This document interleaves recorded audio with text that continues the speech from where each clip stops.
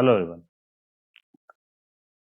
हम लोग अब तक जान चुके हैं कि मेंडल ने ये बताया था कि फैक्टर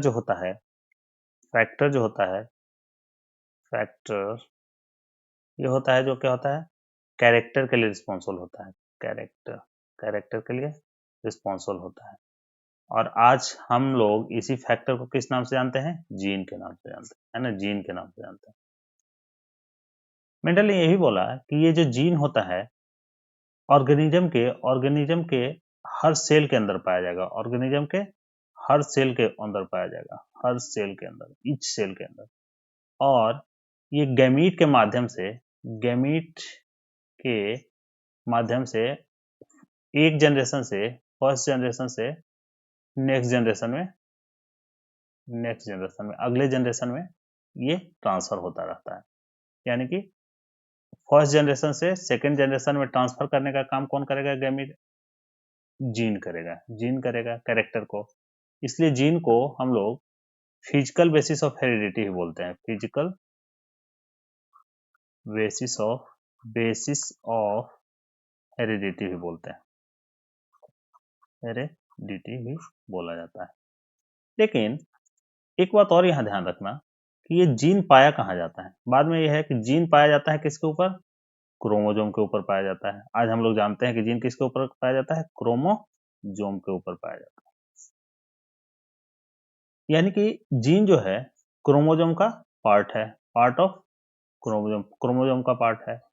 लेकिन क्रोमोजोम जो होता है, क्रोमोजोम मिल के बना होता है किस चीज से? डीएनए से बना होता है और प्रोटीन से बना होता है। ना, डीएनए और प्रोटीन का मिलकर बना होता है क्रोमोजोम।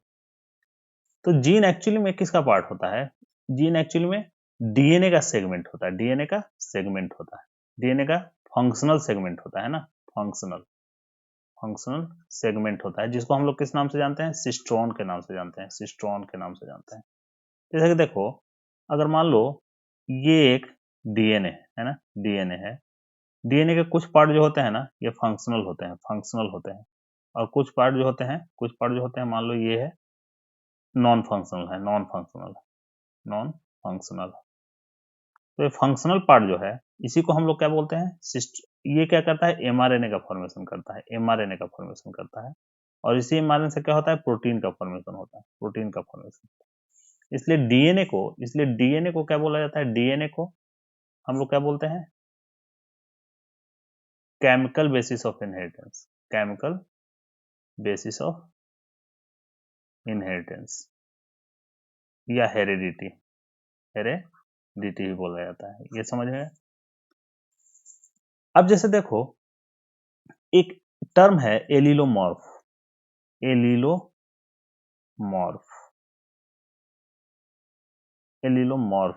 या जिसको हम लोग एलील के नाम से भी जानते हैं। अब जैसे देखो, पिछले लेक्चर में मैंने बताया था कि जीन के जो होते हैं, जीन के डिफरेंट अल्टरनेटिव फॉर्म होते हैं। फॉर्म जिसको हम लोग क्या बोलते हैं?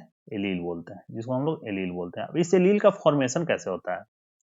जैसे आज जानते हैं क्या कि मान लो ये एक क्रोमोजोम है, ठीक है ना, एक क्रोमोजोम है। ये क्रोमोजोम का पे कोई जीन प्रेजेंट है। क्रोमोजोम पे मान लो यहाँ पे कोई जीन प्रेजेंट है ना, ये जीन प्रेजेंट है। ये नॉर्मल जीन है और ये जीन से क्या हो रहा है? एमआरएनए का फॉर्मेशन हो रहा है। यही एमआरएनए क्या करेगा? क्योंकि ये नॉर्मल जीन है तो नॉर्मल एमआरएनए का फॉर्मेशन होगा, उससे नॉर्मल प्रोटीन का फॉर्मेशन होगा। और ये प्रोटीन मान लो एक एंजाइम की तरह वर्क करता है। जानते हो कि एंजाइम क्या होता है? मैक्सिमम एंजाइम क्या होता है? प्रोटीन ही होता है। कुछ एंजाइम जो होते हैं जो आरएनए होते हैं, तो इसके बारे में तो हम लोग बाद में बात करेंगे। मैक्सिमम प्रोटीन, ये एंजाइम जो है, ये एंजाइम मान लो जिब्रेलिक एसिड का फॉर्मेशन करता है। जिब्रेलिक एसिड के फॉर्मेशन में हेल्प करता है ना। जिब्रेलिक एसिड जो होता है, ये क्या करता है कि प्लांट के टॉलनेस के लिए रिस्पॉन्सिबल होता है। क्योंकि ये जो होता है ना, इंटर नोड को बढ़ा देता है। इंटर नोड जो होता है उसके ग्रोथ को बढ़ा देता है, उसके लेंथ के लिए रिस्पॉन्सिबल होता है। तो ये टॉल हो जाएगा प्लांट में। अगर जिब्रेलिक एसिड नॉर्मल फॉर्म में अवेलेबल है, प्रेजेंट है, बन रहा है, तो प्लांट क्या होगा? टॉल हो जाएगा। लेकिन अगर मान लो यहाँ पे कोई यूवी रे का किसी प्लांट के किसी सेल में यूवी रे का एक्सपोजर हुआ और ये थोड़ा सा ये जीन में थोड़ा सा क्या हुआ, मॉडिफिकेशन हो गया, मान लो ये स्टार दिखा, मॉडिफिकेशन हो गया।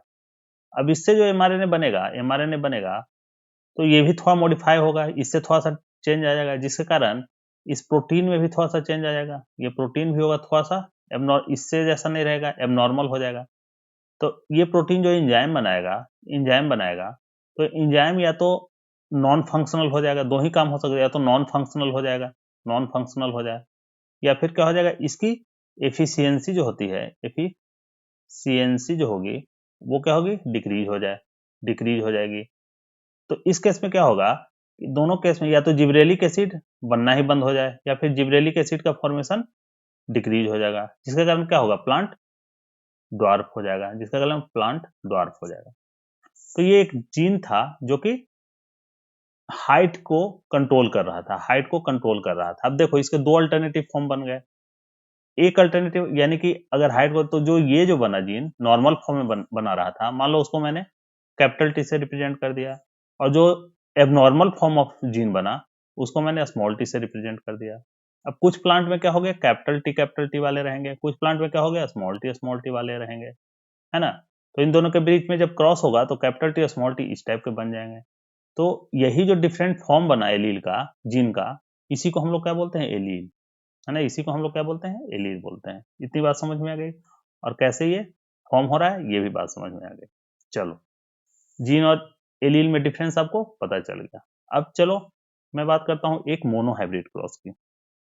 एक मोनोहाइब्रिड क्रॉस की हम लोग बात करते हैं, हाइब्रिड क्रॉस की बात करते हैं, है ना। मोनोहाइब्रिड क्रॉस है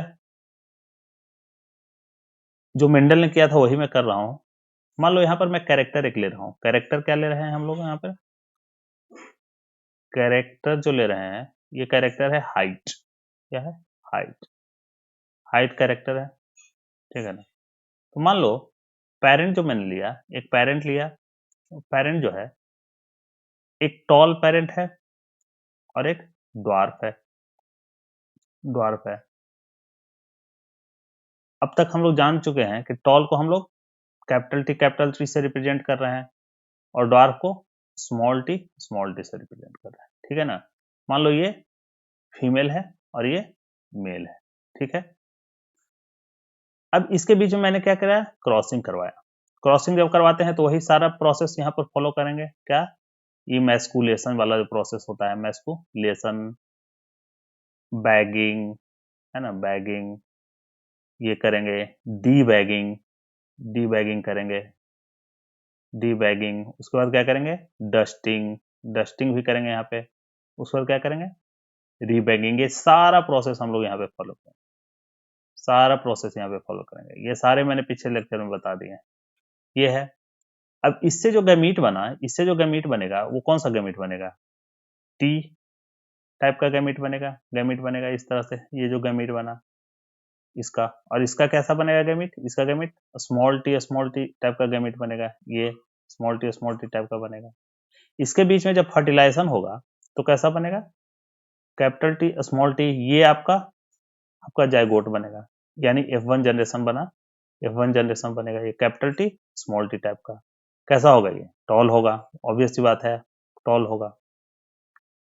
तो ये टॉल हुआ। अब इसकी हम लोग क्या करवाएंगे, सेल्फिंग करवाएंगे, सेकंड, फर्स्ट स्टेप था ये, सेकंड स्टेप ये था, थर्ड स्टेप ये सेल्फिंग करवाना, है ना। जब सेल्फिंग करवाएंगे तो क्या करवाएंगे, ऑब्वियस सी बात है, एक मेल की तरह बिहेव करेगा, capital T capital T small T, ये हुआ। अब ये क्या करेगा, अपना गैमीट बनाएगा, ये भी गैमीट बनाएगा, यहाँ से गैमीट बनाएगा। तो गैमीट जो बनेगा कैपिटल टी टाइप का बनेगा और स्मॉल टी टाइप का बनेगा, ठीक है ना। यहाँ जो गैमीट बनेगा ये भी क्या बनेगा, कैपिटल टी टाइप का बनेगा और स्मॉल टी टाइप का बनेगा, है ना। यहाँ सेल्फिंग करवाने के बाद अब मैं क्या करूंगा, इन सब के बीच में फर्टिलाइजेशन करवाऊंगा। फर्टिलाइजेशन तो रैंडम होगा, इसका फर्टिलाइजेशन इसके साथ भी हो सकता है, इसका फर्टिलाइजेशन इसके साथ भी हो सकता है, और इसका फर्टिलाइजेशन इसके साथ भी हो सकता है। इसी तरह इसका इसके साथ भी हो सकता है, इसका किसी के साथ भी हो सकता है। तो इसको बनाने के लिए एक मैं स्क्वायर बनाऊंगा, है ना, जिसको हम लोग बोलते हैं पनेट स्क्वायर। देखो स्क्वायर कैसे बनाऊंगा, अब इसको गैमीट के लिए ये मैंने स्क्वायर लिया इस तरह से, एक स्क्वायर लिया इस तरह से, ठीक है, थोड़ा सा टेढ़ा हो रहा है, सीधा तुम बनाना। अब स्क्वायर में ये मैंने किया, ये 4 बना। अब मान लो ये फीमेल वाला गैमेट है, मान लो ये मेल वाला है, तो फीमेल गैमेट को, मेल गैमेट को मैंने ऊपर रखा यहाँ पे, कैपिटल टी स्मॉल टी, ठीक है ना। फीमेल गैमेट को यहाँ पर रख दिया, फीमेल गैमेट को कैपिटल टी स्मॉल टी, इस तरह से। अब इसका इसके साथ जब फर्टिलाइजेशन होगा तो कैपिटल टी वाला जाइगोट बनेगा, homozygous. Capital T small T, इस दोनों के बीच में फर्टिलाइजेशन होगा तो यहाँ कैपिटल टी स्मॉल टी बनेगा। यहाँ भी अगर स्मॉल टी है और यहाँ पर कैपिटल टी है तो दोनों का फर्टिलाइजेशन और कैपिटल टी स्मॉल टी बना, और ये स्मॉल टी है और यहाँ कैपिटल टी है तो दोनों का स्मॉल टी बनेगा, स्मॉल टी से फर्टिलाइजेशन करेगा।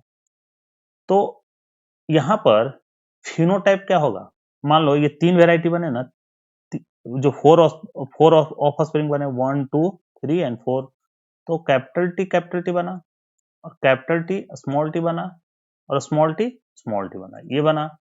तो ये दोनों जो बना, एक ऐसा बना, 2 ऐसे बने और एक ऐसा बना, है ना। तो ये दोनों क्या हुआ, टॉल हुआ, टॉल हो गया, क्योंकि इसके पास डोमिनेंट फैक्टर प्रेजेंट है, यहाँ भी डोमिनेंट फैक्टर प्रेजेंट है, लेकिन यहाँ पर दोनों रिसेसिव फैक्टर प्रेजेंट है, इसलिए ये क्या बना, ड्वार्फ बना। ये क्या बना, ड्वार्फ बना, है ना। अब ये ड्वार्फ जो बना तो टॉल कितने बन गए, 3 बन गए, 3 टॉल बने। ड्वार्फ कितने बने, 1 बने, ठीक है। अब ये टॉल और ड्वार्फ को क्या बोलते हैं जानते हो, इसको बोलते हैं फिनोटाइप। क्या बोलते हैं, फिनोटाइप, फिनोटाइप बोलते हैं। फिनोटाइप किसको बोलते हैं, ये होता है एक्सटर्नल अपीयरेंस। क्या होता है, external appearance, external appearance, appearance of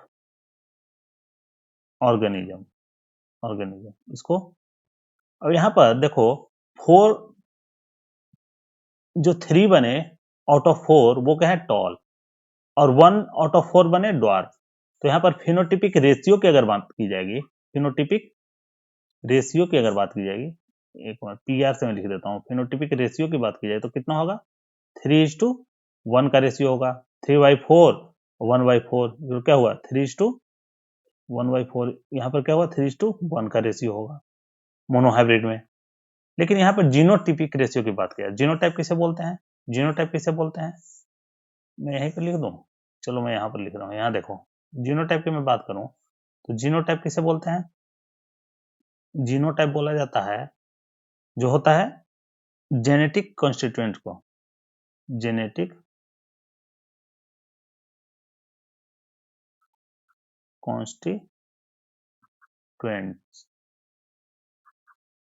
constituents जो होता है उसको हम लोग जीनोटाइप बोलते हैं। जैसे कि capital T capital T capital T small T, capital T capital T capital T small T small T small T, ये इसका जीनोटाइप हो गया। तो ये जो हो गया, एक बना, ऐसा 2 बना और ऐसा 1 बना। देखो कैपिटल टी 1 बना, कैपिटल टी स्मॉल टी 2 बने, कैपिटल स्मॉल टी 1 बना, ये हुआ। इसी को तो यहाँ पर फिनोटिपिक रेशियो अगर देखो, अगर जीनोटिपिक रेशियो अगर देखोगे तो क्या होगा, जीनोटिपिक रेशियो अगर देखो तो क्या होगा, 1:2:1 हो जाएगा।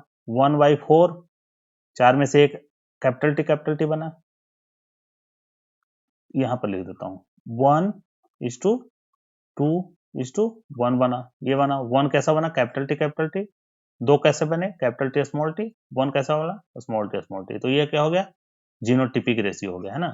तो ये दोनों याद रखना। तो यानी कि अगर एक मोनोहाइब्रिड क्रॉस देखा जाए, मोनोहाइब्रिड क्रॉस में, मोनोहाइब्रिड क्रॉस में कराया जाएगा तो उसमें फिनोटिपिक रेशियो क्या हुआ, फिनोटिपिक रेशियो क्या हुआ, ये हुआ 3:1। 3 क्या है, 3 टॉल हो गया और 1 ड्वार्फ हो गया, है ना, ड्वार्फ हो गया। लेकिन अगर यही जीनोटिपिक रेशियो की बात की जाए, जीनोटिपिक रेशियो की बात किया जाए, रेशियो की बात करोगे तो ये क्या हो जाएगा, 1:,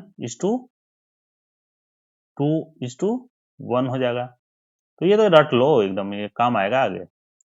ये हो गया टॉल हो जाएगा ऐसा, सॉरी ये होगा कैपिटल टी, इसको कैपिटल टी हो जाएगा इस टू कैपिटल टी इस टू स्मॉल टी, ये हो जाएगा।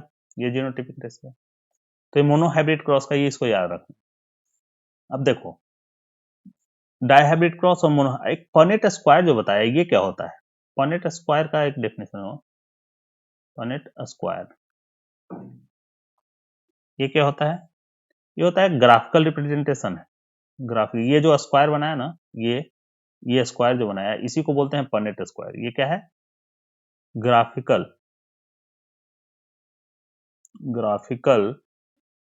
रिप्रेजेंटेशन है, रिप्रेजेंटेशन है, जिसमें कि हम लोग कैलकुलेट करते हैं, टू कैलकुलेट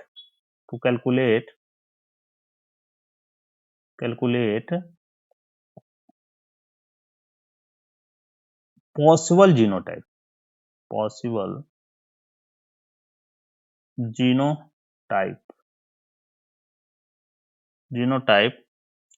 ऑफ